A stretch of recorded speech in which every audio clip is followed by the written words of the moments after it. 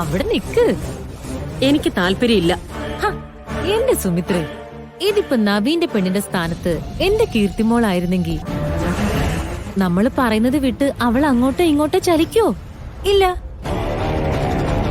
ഈ ഗാഥയെന്ന് പറയുന്ന പെങ്കൊച്ചെ ഇപ്പോഴല്ലേ നവീനെ കണ്ടത്, ഇപ്പോഴല്ലേ സ്നേഹിച്ചത്. പക്ഷെ ഈ പ്രായം വരെ നവീനെ മാത്രം ചിന്തിച്ചോണ്ട് നടന്നവളാ എന്റെ മകള്. അവളുടെ പിന്നാലെ വേറെ ആളുകൾ നടക്കാഞ്ഞിട്ടോ അവളെ നോക്കാഞ്ഞിട്ടോ അല്ല. ഞാൻ നവീനുള്ളതാണെന്ന് പറഞ്ഞ് അവള് കുഞ്ഞുനാള് തൊട്ട് മനസ്സിൽ ഉറപ്പിച്ച് കാത്തിരുന്നതാ. സത്യത്തിലേ അവളെ ചതിച്ചതിലുള്ള ശിക്ഷയായി കാണുന്നതൊക്കെ. നിർമ്മലേ, ഇത് ഒരുപാട് തവണ പറഞ്ഞതല്ലേ. അമ്മയും നന്ദേട്ടനും നവീനും ഒക്കെ ഇത് തള്ളിക്കളഞ്ഞ കാര്യമല്ലേ. നിർമ്മല ഇനിയെങ്കിലും മാന്യതയുള്ള ഒരു അമ്മയാവാൻ ശ്രമിക്കേ. അല്ലാതെ സ്വന്തം മകൾക്ക് വേണ്ടി ആരുടെയെങ്കിലും പുറകെ ഇങ്ങനെ അലഞ്ഞു നടക്കാതെ. ഞാനേ വേറെ ആരുടെയും പുറകിലല്ല അലഞ്ഞു തിരിഞ്ഞു നടക്കുന്നേ, എന്റെ ആങ്ങളുടെ മകന്റെ പുറകെയാ. നവീനെ പ്രസവിച്ച അമ്മയായിരുന്നു നിന്റെ സ്ഥാനത്തെങ്കിലേ ഈ നന്ദികേട് എന്നോട് കാണിക്കില്ലായിരുന്നു. നിർമ്മലേ, നീ ആവശ്യമില്ലാത്ത കാര്യങ്ങൾ വിളിച്ച് പറയരുത്. ഞാൻ പറയും. ഈ കുടുംബത്തിന്റെ പാരമ്പര്യം എന്താണെന്ന് നിനക്ക് അറിയാത്തതുകൊണ്ടാ. നീ അവനെ പ്രസവിക്കാത്തതുകൊണ്ടാ. അല്ലെങ്കിലും പേറ്റുനോം അറിയാത്തവൾ എങ്ങനെയാ അമ്മയാവുന്നേ?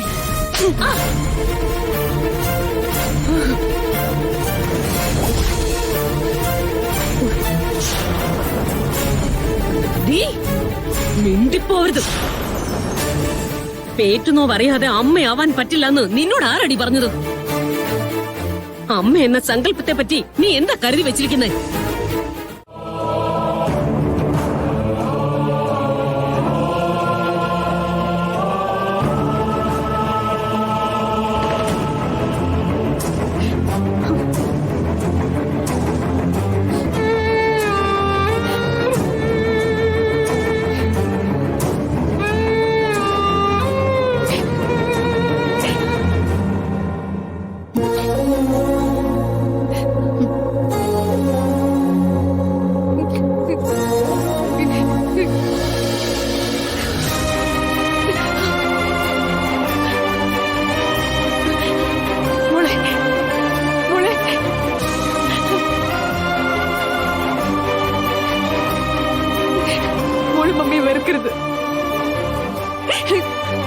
മോള് മമ്മിയോട് പിണങ്ങിയ പിന്നെ മമ്മി ജീവിച്ചിരിക്കുന്നതിൽ ഒരു അർത്ഥവും ഇല്ലണ്ടാവും.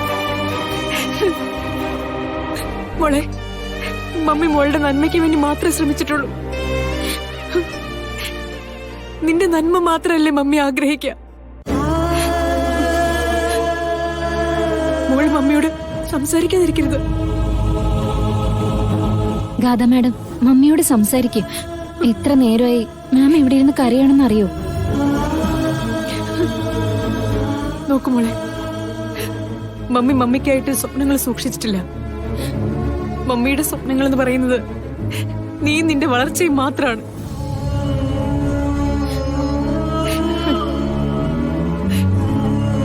ജീവിതത്തിലെ സൗഭാഗ്യങ്ങളെന്ന് മറ്റുള്ളവർ വിശേഷിപ്പിക്കുന്നതൊക്കെ നിനക്ക് വേണ്ടി മാറ്റിവെച്ചതും മറന്നതോ മമ്മി.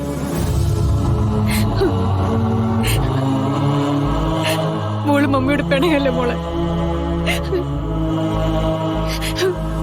ഒരു വാക്കെങ്കിലും മമ്മിയോട് പറഞ്ഞേ.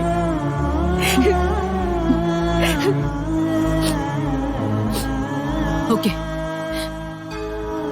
മമ്മിയെ നിനക്ക് വേണ്ടെങ്കിലേ ഈ സിത്താര ശ്രീനിവാസനെ ഈ ലോകത്തിന് തന്നെ വേണ്ടെന്നർത്ഥം.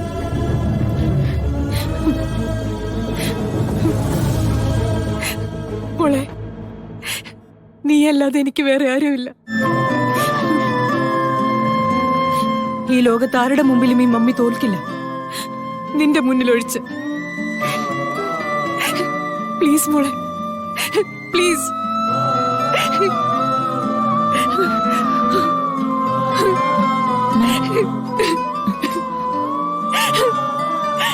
ഇവളെന്താ സിനിയെ മനസ്സിലാക്കാത്തത്? എനിക്കൊന്ന് ഉറങ്ങണം. ഗാഥ മാഡം ഉറങ്ങട്ടെ, നമുക്ക് പുറത്തേക്ക് പോവാം. മാം പ്ലീസ്, ഞാൻ പറയുന്നൊന്ന് കേക്ക്.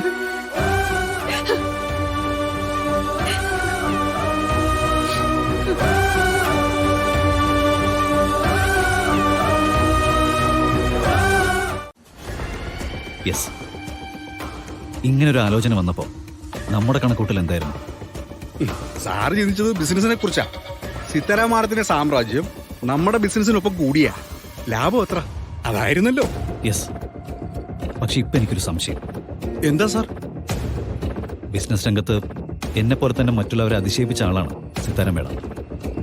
നമ്മളവരെ വിഴുങ്ങാൻ നോക്കുമ്പോൾ അതിനു മുന്നേ അവര് നമ്മളെ വിഴുങ്ങാണ്.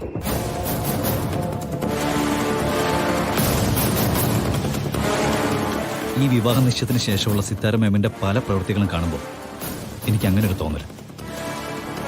മംഗലത്ത് ഗ്രൂപ്പിനെ കുറിച്ച് നമ്മൾ ചിന്തിച്ചതുപോലെ കളരിക്കൽ ഗ്രൂപ്പിനെ കുറിച്ച് അവർക്കും ചിന്തിക്കാലോ. ഒരു ചെറിയ മീനിനെ കോർത്തിട്ട് നമ്മളെ കൊണ്ട് കൊത്തിക്കുകയോ എന്നുള്ള ബുദ്ധിയാ. താനെന്താ ചിരിച്ചത്? ഏയ്, അങ്ങനെയാണ് അവര് ചിന്തിച്ചിട്ടുണ്ടെങ്കിലേ ആ മണ്ടത്തിനെ ഓർത്ത് ചിരിച്ചതാ സാറേ. ആരുടെ അടുത്താ അവര് കളിക്കാൻ വരുന്നത്? നവീൻ സാറിന്റെ അടുത്തോ? എത്രയോ വലിയ പ്രതാപികളെ, ചാണക്യ ബുദ്ധിയുള്ള ബിസിനസ് ഗ്രൂപ്പുകളെ സാറിന്റെ മുന്നില് ഗ്ലാസ് തകർന്നു വീഴുന്ന പോലെ പൊടിഞ്ഞു പോകുന്നത് ഞാൻ കണ്ടിട്ടുള്ളതല്ലേ.